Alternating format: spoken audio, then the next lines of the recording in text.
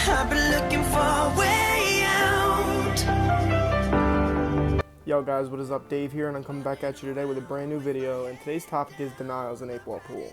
So we're just going to be going over a couple of tips and a couple of pointers on how to get denials. So I put together a little gameplay for us, and we're going to go over it. So without further ado, let's get into it. If y'all think I missed anything, let me know down below.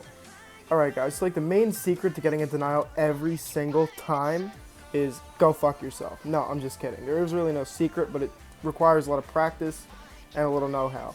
So the real main point though is the break, and that is the most important part because your only chance to evenly spread the balls across the table.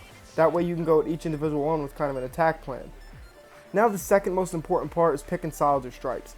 Alright, see now, if you look at the table, the stripes are evenly spread and the solids are kind of in awkward positions. The orange in the right is behind the 8 and the green in the top left is stuck behind the purple ball. We could probably get to the left of it and swing it into the top right corner, but it's a little hassly, you know what I mean? So we're going to choose stripes. See, but what we're going to do is, see that red ball all the way to the left right there? We are going to leave that for last because it's on the opposite side of the table of the black. So what we're going to do now is put a little back right spin on the purple. Okay, and we're going to bring ourselves down and back up the table to set ourselves up right behind the brown stripe. Now what we're going to do is we're going to pop the brown stripe right there in the top right corner. But we're going to try to stun the white forward a little bit so we can get a good hook on the green stripe. So your main goal should be to focus on one area of the table at a time. So now that we're taking care of the green, we're going to add a little back left spin because we're going to hit the bottom cushion, then the side, but we want to come up the table a little bit to set us up for the blue stripe.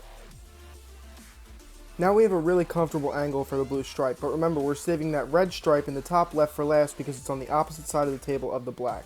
So we're going to add a little back spin to bring us back a little bit so we can get a good comfortable angle on the orange stripe and maybe the yellow.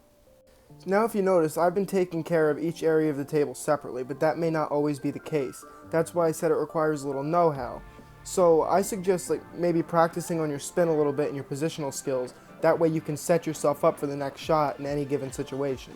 Now my main focus here is to plant the orange in the bottom side pocket, but I also want to nudge the yellow stripe so it goes down towards the bottom right so I can get a good shot on it afterwards. But it actually went in, so it worked out beautiful.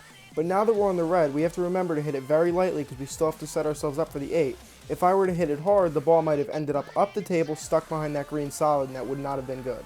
Now that we have our shot on the 8 and everything went well, we have our denial, okay? And the couple tips I have for you guys is, number one is use your timer, okay? It's very important. I know it's scary and you're looking at it and you're like, oh fuck, I'm running out of time, but it's really not like that. Even with the beginner queue, you have a solid 30 seconds to make your shot, and it's more than enough time.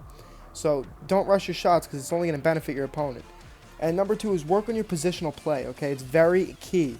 Alright, you have to know how to position yourself the right way so you have the advantage. If you don't know how to do that, you're going to end up bouncing all around the table, and then you're going to end up snookered where you can't make a shot, and then your opponent's going to get to the table, you won't get a denial, and he might clear you out. So definitely work on your positional play. Like I said, try to work in sections. It's not always the case, but when you can use it to your advantage.